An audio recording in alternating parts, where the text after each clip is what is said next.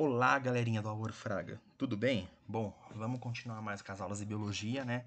Queria mandar um abraço pro pessoal do primeiro ano, eu sei que vocês queriam videoaula, e aí, vamos lá, partiu. Bom, eu queria retomar um pouco da aula que foi falada no Centro de Mídias, ok?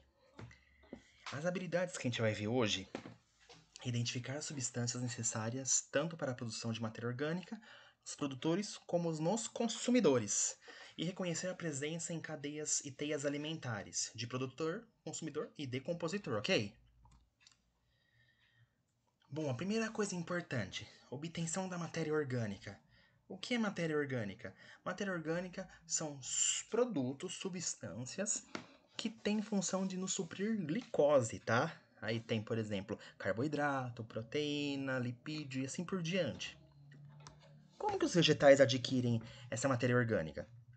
A partir de um processo que proveniente do sol, da luz solar. Qual é o nome desse processo? Fotossíntese, tá bom? Então, a planta, ela usando o dióxido de carbono, ou seja, gás carbônico, na presença de luz, ela produz o seu produto. Qual é o seu produto? Glicose. Então, a planta, o vegetal, não só vegetais, tá, pessoal? Fitoplâncton também, fica na água, algas.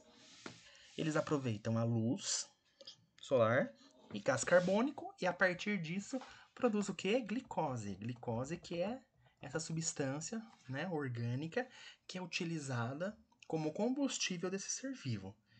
E também a planta ela libera oxigênio, ok? Então a planta ela faz uma captação de gás carbônico e libera oxigênio.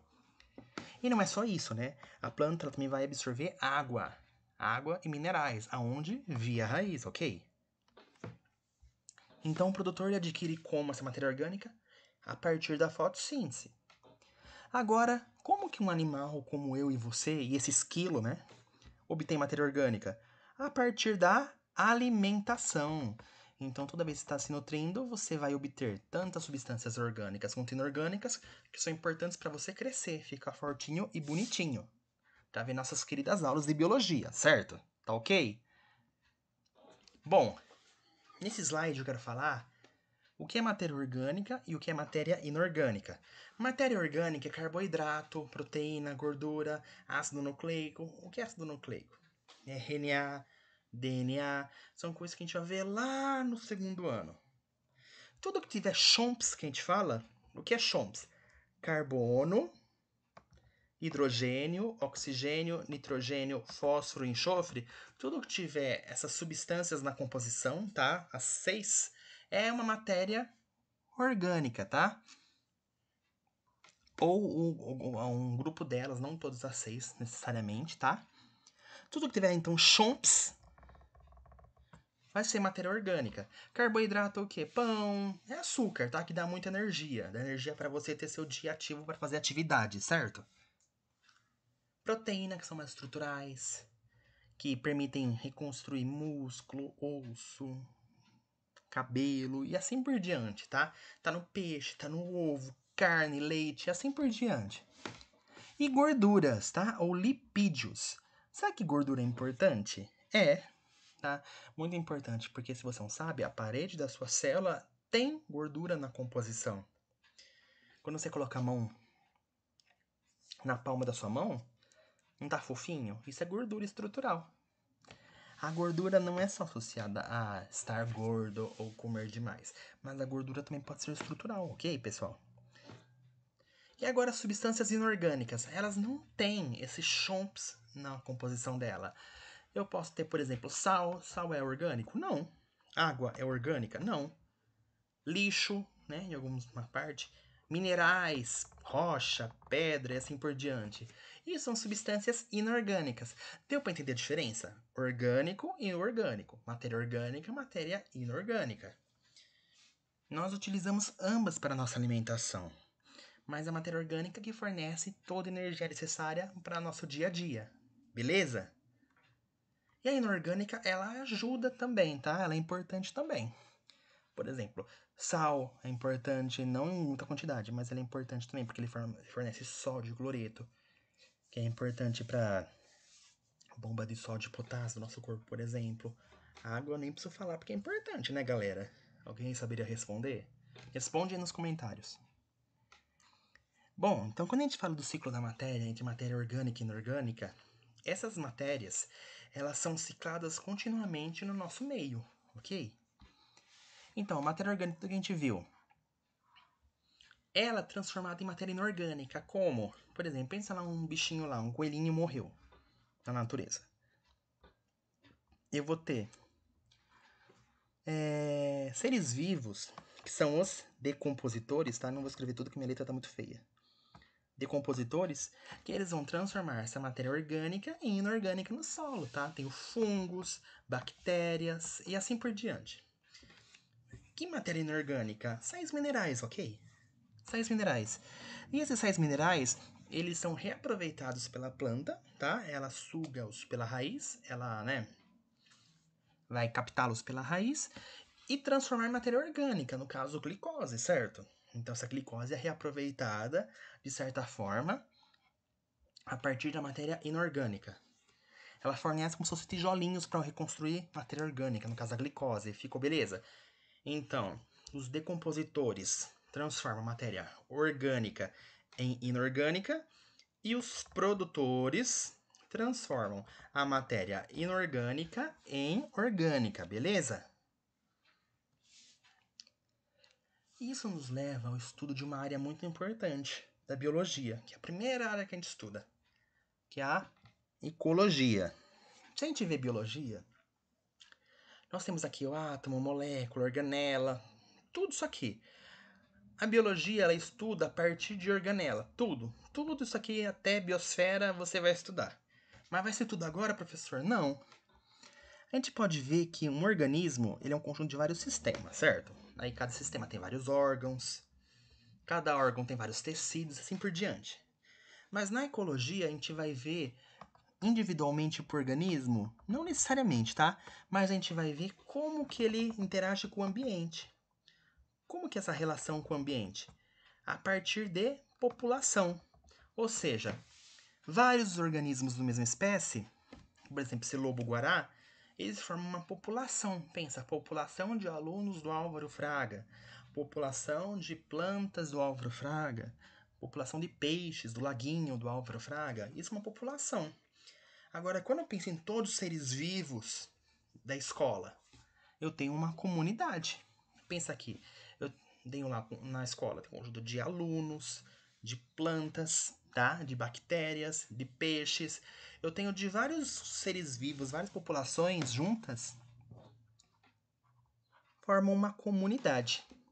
Por exemplo, aqui, ó, tenho árvore, tenho lobo, eu tenho aqui um roedor, serpente, coelho e assim por diante. O conjunto de vários seres vivos das mesmas diferentes espécies formam uma comunidade.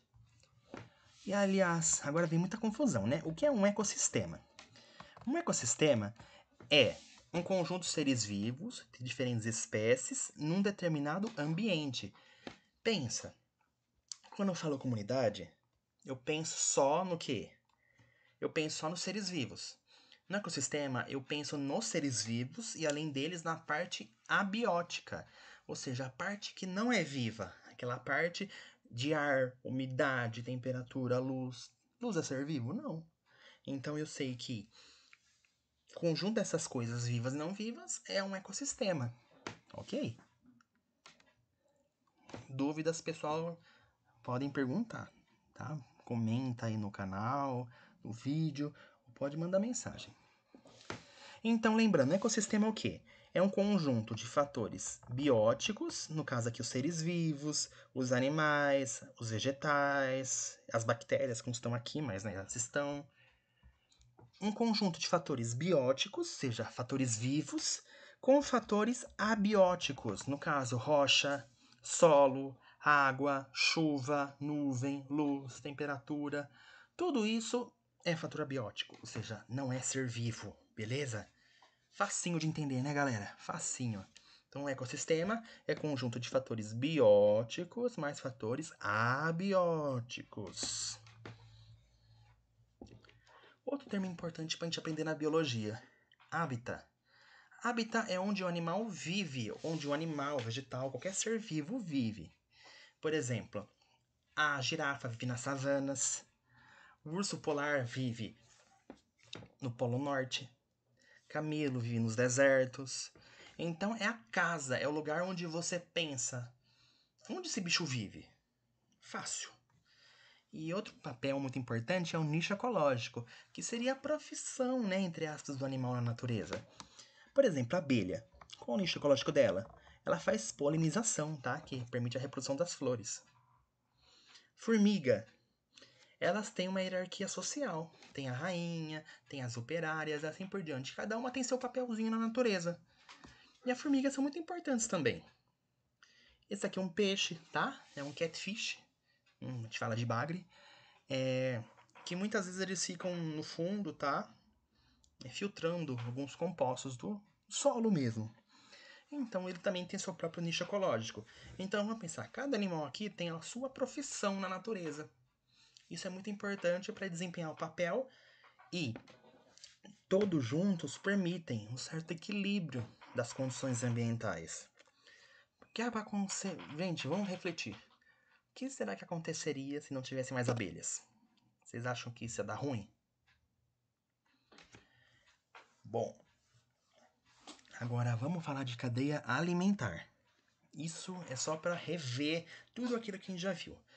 Na cadeia alimentar eu tenho 3 tipos de seres vivos: o produtor, o consumidor, né? E o decompositor. Produtor quem é? Sempre é um ser vivo, e pode ser planta, pode ser fitoplâncton, pode ser algo e assim por diante. Mas produtor sempre, a cadeia alimentar sempre começa por alguém que produz a sua própria matéria orgânica, tá? No caso, a árvore é um vegetal. Então o produtor, ele produz a sua própria matéria orgânica, ele produz o seu próprio alimento. Agora, os consumidores. Aí eu tenho primário, secundário, terciário. Por quê? O primário é o que come o produtor, ele é herbívoro. O consumidor secundário é o que come o consumidor primário. E o consumidor terciário é o que come o consumidor secundário. E assim por diante.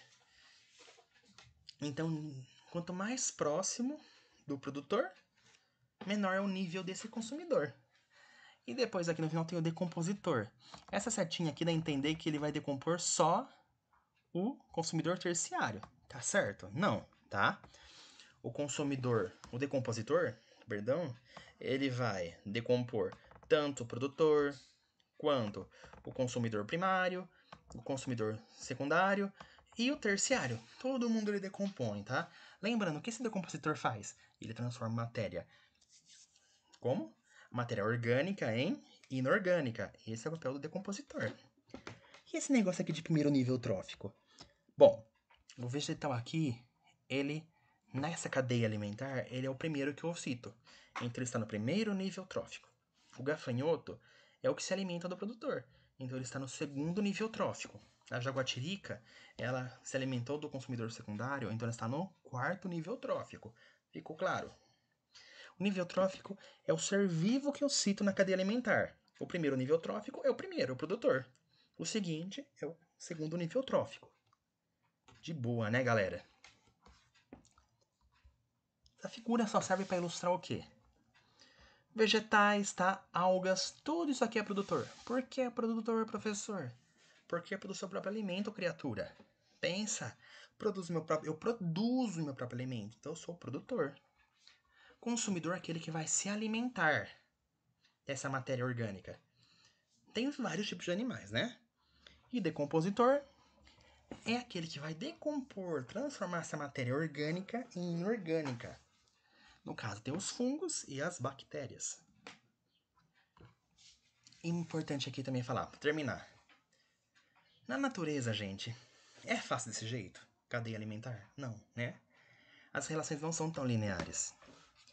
Então aqui, por exemplo, eu tenho vários tipos de produtores.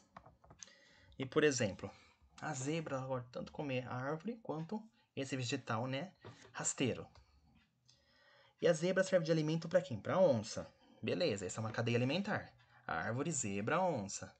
Mas nesse vegetal também, quem pode comer o coelho? E quem pode comer esse coelho? Pode ser tanto o gavião quanto a serpente, tá? A cobra. Só que o gavião ele pode comer ou o coelho ou a cobra, tá? A serpente. E o coelho, ele pode comer só um alimento. Mas, por exemplo, o camundongo, o rato, ele pode comer tanto vegetal quanto a gramínea. E ele pode ser alimento para cobra, para coruja, para raposa. E a raposa, ela pode servir de alimento tanto para o gavião quanto para a onça. Vocês percebem que é uma bagunça? Tem vários seres vivos envolvidos nisso. Tem um monte de ser vivo, é tudo junto e misturado. Isso é uma teia alimentar. Vamos ver. Depois dá um print aí e tenta contar quantas cadeias alimentares tem nessa segunda teia aqui. O que vocês acham? Dá um print aí, e depois manda pro prof. Ó, plantas, flores e sementes. O que será que vai acontecer? Tá? Ó, pode servir de alimento pro gafanhoto. E depois o sapo. Depois quem se alimenta dele é a serpente. Aí o gavião. Ou pode ser gafanhoto, escorpião.